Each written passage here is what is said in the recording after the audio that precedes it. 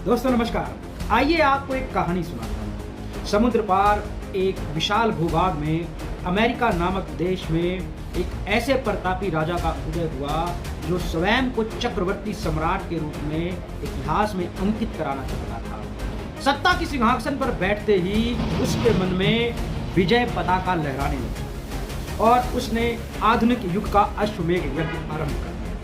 यज्ञ का घोड़ा छोड़ा गया, लोहे की टापों और आधुनिक हथियारों की चमक के साथ, और वह सीधा वेनेजुएला नामक देश की सीमाओं में जा पहुंचा। राजा की दृष्टि अब और दूर तक फैल चुकी थी। उसकी निगाहें ईरान और ग्रीनलैंड पर टिकी थी। राजा को विश्वास था कि ग्रीनलैंड तो एक छोटा सा राज्य है, ठंड में सिमटा हुआ, कमजोर और भयभीत, तो वह बिना तलवार उठाए ही मित्रता की शर्तों पर घुटने टेक देगा।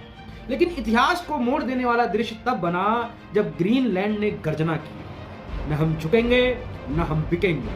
इतना ही नहीं, उसके पड़ोसी देश भी उसके साथ खड़े हो गए। छोटा देश है पर साहस हिमखंडों जितना विशाल।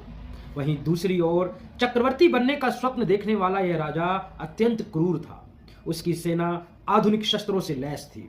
उसकी सेना समुद्र जितनी विशाल थी और उसकी महत्वाकांक्षा उससे भी बड़ी। फिर भी ग्रीनलैंड जैसे छोटे राज्य का यह साहस इतिहास के पन्नों में सम्मान के साथ दर्ज होने योग्य है। इसके विपरीत इस विश्व में कुछ ऐसे विश्वगुरु भी थे जिन्होंने अपनी संप्रभुता की रक्षा करने की बजाय शक्तिशाली राजा की मित्रता को चुन लिया। राजा ने जब आदेश दिया कि रूस से तेल मत खरीदो, तो यही विश्वगुरु पहले अपनी प्रजा के सामने छाती पीट पीट कर कहते थे कि हम अपनी ऊर्जा के मामलों में किसी अन्य देश का हस्तक्षेप स्वीकार नहीं करेंगे। लेकिन इतिहास बड़ा निर्दयी होता है। समाचार आया कि रूस से तेल खरीदना कम कर दिया गया है।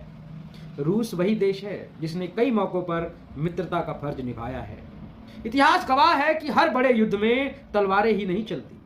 कई राजा तो युद्ध भूमि में उतरे बिना ही हार स्वीकार कर लेते हैं। पर राजा ट्रंप जैसे सनकी शासक केवल युद्ध के नहीं, पूरे विश्व की शांति के लिए खतरा होते हैं।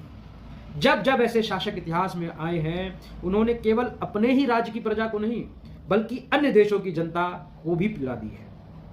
और इसलिए यह कथा केवल एक राजा की महत्वाकांक्षा की नहीं, बल्कि उन छोटे राज्यों के साहस की भी है जो जानते हैं कि इतिहास में आकार नहीं, चरित्र याद रखा जाता है। धन्यवाद दोस्तों, स्वस्थ रहें और मस्त